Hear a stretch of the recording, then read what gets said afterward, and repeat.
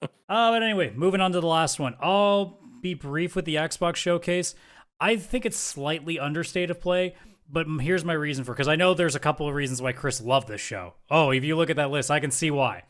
For me personally, the reason that I put it under state of play is because the only things that I felt were truly cool to me personally have already been announced. Xbox didn't do anything to me that was new. Like anything that was new from them was like fine. Like, I will say though, the Silk Song being shown off as part of the new ROG Ally was fucking entertaining as shit. Because I was just sitting there being like, oh my god, the Silk Song fans are just catching strays left and right now, and it's just it's becoming a meme in itself. Like the Indiana Jones DLC, cool, gives me a reason to go back into that. Sick, I'm super into that. Clockwork Revolution, cool, but I already knew it existed. That's fine. What was the other thing that I saw? I'm just kind of scrolling through it. That There Are No Ghosts of the Grand game looks really fucking weird and interesting. Right? Looks so fun. Like that looks one, cool. Just the line of "they will Wicker Man your ass," and that was all you needed to tell me, and I was sold on that.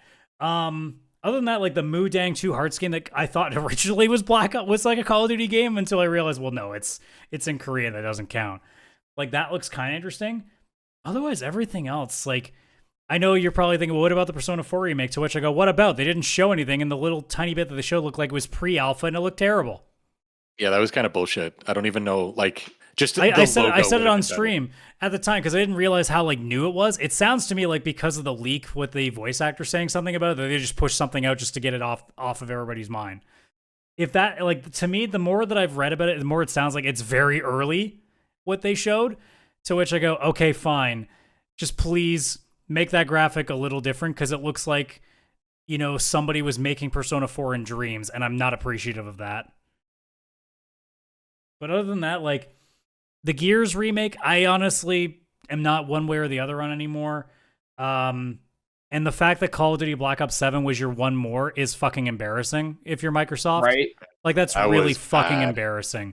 Like, you couldn't show anything about Fable. You couldn't tease Outer Scrolls a little bit. Like, really, you guys had nothing else. You were just like, you know what? No, you know what you guys really want to end off the show? It's another fucking Call of Duty. It's the 7th of a series of like 20 games. That's a great choice, guys. Thank God that you gave us that. At that point, you might as well have just shown off Outer Worlds again, because at least that was entertaining. I'm so stoked to play Outer Worlds 2 now. I'd like to make it just like a running gag. The one more thing for every Xbox is just Elder Scrolls 6 still coming. Yeah, honestly, that would have been better. At least it would have been funny. That would have been better. That would have been better. Or just like show like a random thing, be like, we got something new to show you from Elder Scrolls. And it's like a picture in of all chairs. honesty, like if I'm being objective to what I thought was the best thing, they should have just saved Clockwork Revolution to the end, because that looks like it's going to be their shining fucking star. That should have been. Oh my god! If that game is under an 8, I will be stunned at this point, because that game looks incredible. Yeah, that game looks so good. No, that was, for me, that was the game of the week. Like, of all the shows that we had, Clockwork Revolution was that game. Like, I can't wait.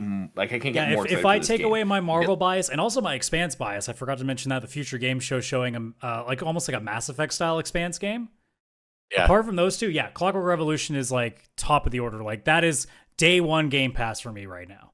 Oh, for sure. Yeah, it's my second most hyped game, just because Bond. Like, I'm such a Bond fan that still has to take number one. But that looks so good, and I completely agree. That should have been the one more thing, because that trailer was long too. Like, it was so sizable. They didn't have an actual surprise, so you might as well just say, "Hey, here, by the way, here's more footage of what we think is going to be our biggest game when it comes out." Yeah. And I think it's released for next year. I think. Or is the plan that should have been the one more thing, because that trailer being so sizable would have been a really nice way to end off the show with something so big. You know, because like the big thing right now is Xbox has so much good games. If that's what you end off of, people are going to be like, "Oh man, Game Pass is fucking lit right now." Well, that's the thing. Like, I was watching this show and I'm like, oh shit, like, am I an Xbox gamer now? Like, I think about it, and like all the games that like this week that have come out, it's like, they're Xbox games. Like, I want to play There's not much on PlayStation that it's like, oh man, like, gotta get that for play. Like, Ghost of Yotei is the exception. But the rest, it's like, oh man, that like game looks good. That, like, I walked away from Xbox with 3 or 4 games where I'm like, I'm gonna get this day one. Like I am going to. I'm at the point where I'm like, okay, 2025 and 2026, Microsoft is running the gamut right now.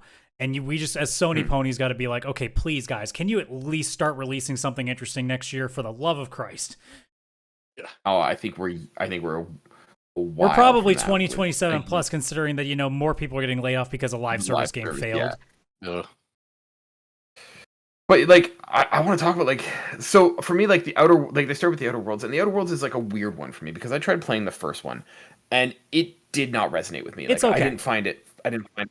It's mediocre. It's a 7 out of 10 game in the truest sense. Like, It is not anything exciting. But like, they're just coming off the heroes of Avowed, and I loved Avowed, so I'm like. Also, the Outer, like the way that they're advertising Outer Worlds looks like it's way more designed to be stupid, funny, and fun than what the first one was. It's supposed to be less. Apparently, it's supposed to be less like stupid humor and more. Really, because the trailer ain't giving that impression.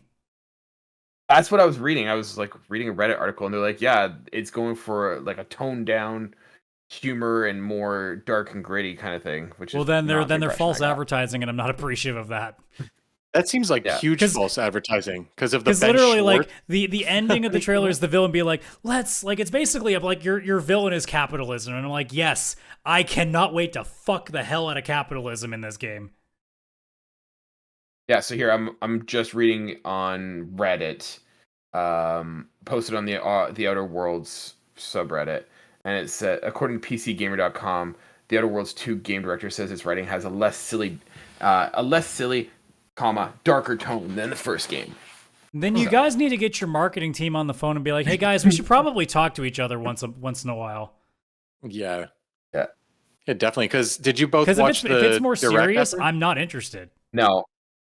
No, you didn't watch it? Yeah, because it was very funny. So Ben Schwartz, who's like Parks and Recreation, the voice of Sonic in the movies and stuff, very funny guy. Also a big gamer who loves Chrono Trigger. So I love this guy. He was like the host, but he was Mark, the head of sequels. And that was his job at Obsidian. So he was hosting the direct, and he was doing such funny they're really stuff. trying hard to confuse us with this whole, like, it's not actually going to be that entertaining. Yeah. Like the hour-long direct, it had the people talking and showing off the game, but then he'd come in a boardroom and do some really funny shit about like talking about the sequels. Like, no, Mark, we can't do that as a sequel. He's like, and it's like toasters don't need a toaster too. Like toasters already work fine. People have a toaster. Like it was very funny shit. So yeah, it's surprised that they'd go more darker tone, but like have such a funny approach to their direct and stuff. So this is like the quotes that I'm pulling from the article. So it says, I want to give gamer. This is from Adler, the director, I believe, of the game. And he says, I want to give players something new from that. In that being that like the first game can feel a little one note, so they don't feel like, oh, we're just running through the same types of jokes, that same type of content, the same types of ideas and themes all over again. He said.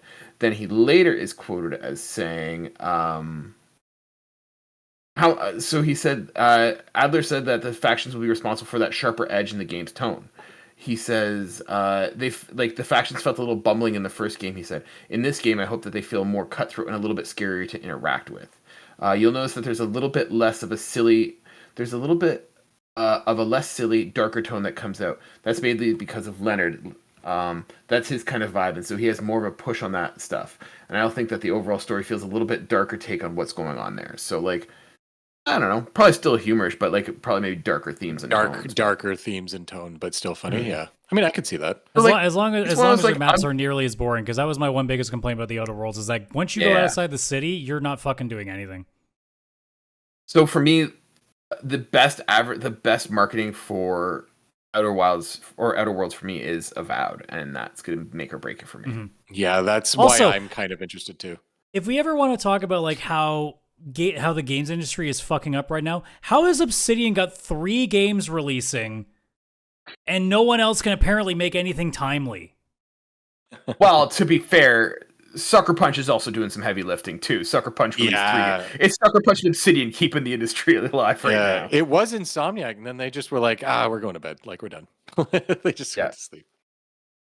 Yeah. For me, this Xbox showcase was actually my favorite one.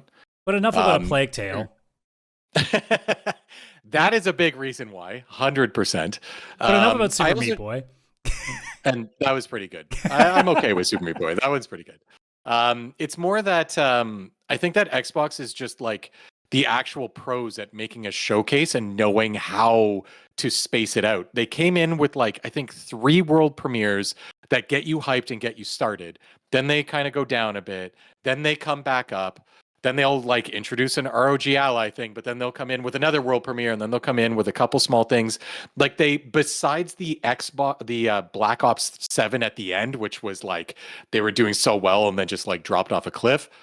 They know how to pace it out perfectly of high, low, high, low. Like that's I will exactly say, like, how I had you the should hype do a meter on the showcase. stream, and it never moved during the Xbox One, which is probably one of the better possibilities. Is that it wasn't going up or down, like it was like I wasn't being like, ugh, this is a slog. Yeah. And me being like super excited, and then all of a sudden it just dies. Yeah, they know how to space it out properly, so you're at least you stay interested and very engaged the entire time. For me, like I felt after like the Mudang 2 Hearts, it kind of started slipping a bit. Like I felt like a Nemo or whatever. Like I feel like Xbox is just trolling Nintendo at this point, and like how close could we get? Like I'm not touching you, I'm not touching Dude, you, kind Game of thing. Freak was at this showcase. Yeah, Game Freak is making like a Souls-like Pokemon. That's what Souls-like. honestly, that was the moment that I gave up on that week. I'm like, great, even the Pokemon devs are making a fucking Soulsborne game. What am I here for? No, but like Yeah. I was looking at this, I'm like, is this just Power World again? And then it's like it's a new game, and I'm like, oh man, Nintendo's like, No, "God that damn it, not was again." that was that was it what was that weird like Nemo. like Pokemon Snap meets like fucking Power World game that they were showing off, It's that really a like Nemo. cutesy one. And Yeah. NIIMO.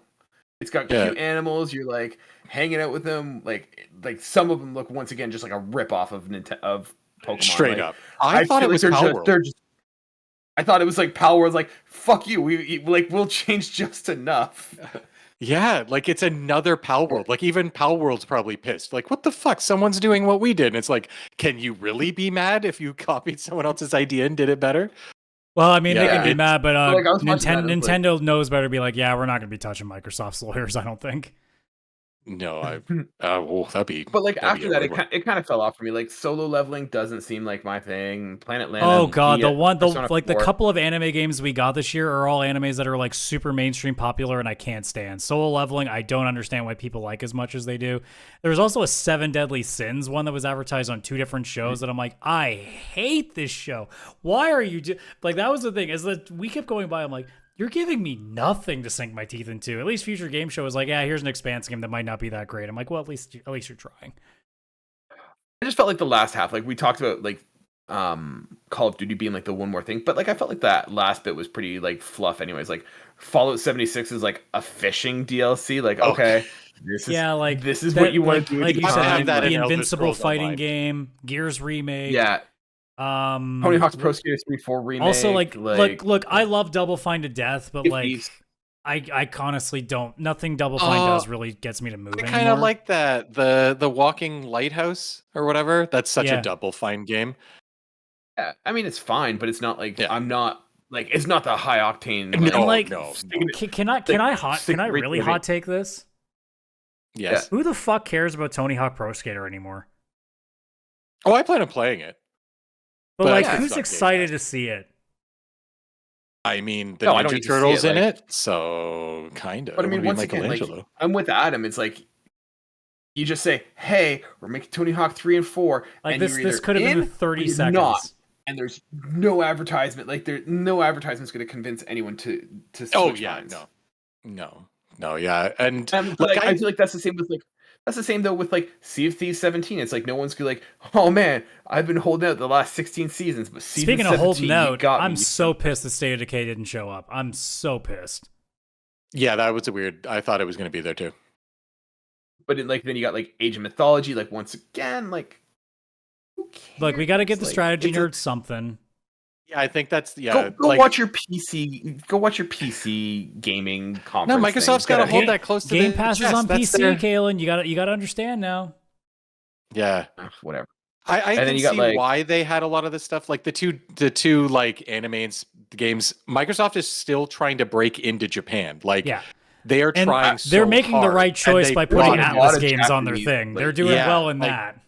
Yeah, I think they're doing it right. It's just it doesn't speak to most of our casual Like near the side end of the of show was gaming, the for Final sure. Fantasy VII announcements. I'm like, guys, that could have been like early. You did need to save this to the very end. Like this doesn't. move Yeah, the that needle. could have been an earlier one. But also like who is a Final Fantasy fan who's on an Xbox console and hasn't gotten this game already? Like, If you what put is a number like what to is your it, market? I don't know if you get to 7? 4 digits. Yeah.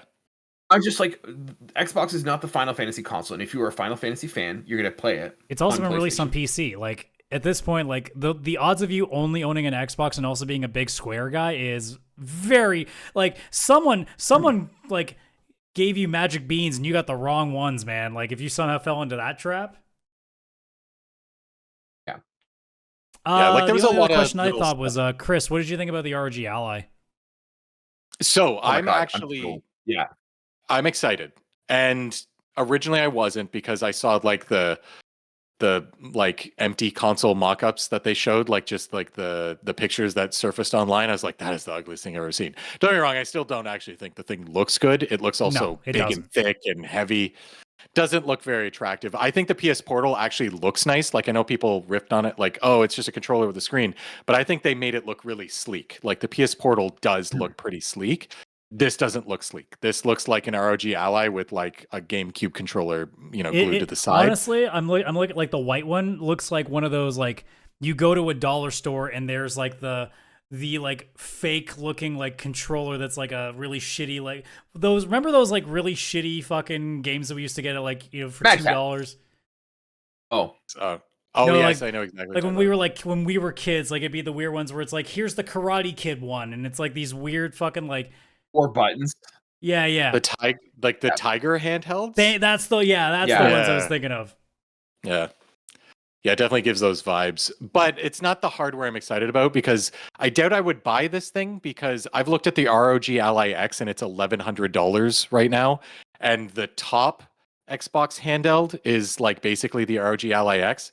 If the thing's $1,100, I wouldn't be buying that. And the other one's going to be much cheaper, but it's the same power as the Steam Deck. So it's like, but what I am very excited for is the new Windows UI whole situation that Xbox is kind of finally going into, where Windows is kind of shut off and it's just this like gaming mode kind of where it's just the Game Xbox app. Game launcher. Yeah, it's just the game launcher, but like a lot of stuff from Windows is turned off, and it's like over 2 gigabytes of memory that's not being used and all that kind of stuff. Obviously, this is more reactive to Steam OS because like now Valve has been making their own OS and the performance on it is like way better than Windows because it doesn't have anything else running and all that. But like the thing is for me is I have the ability to play any of my games handheld because the PS Portal exists, the Nintendo Switch 2 exists, Steam Deck and a bunch of other PC handhelds exist. But I didn't have a way to play like Game Pass, right? Like I can stream it from my Xbox or the cloud. But if I just wanted to install, like when Aiden Chronicles was on Game Pass, I wanted so badly to just play that on my Steam Deck. Like it's just a JRPG, pixel graphics. Like this should just be a handheld. I don't need this on the TV. Like it's pretty, but like I'd rather just grind out levels like on the couch. But I couldn't. There was no way for me to install it. And sure, streaming is great, PS Portal and all that, and I can remote play to my Steam Deck. But it's just like not a great experience. It's not around. And Microsoft has been like really crappy with their launcher and just like how you play games.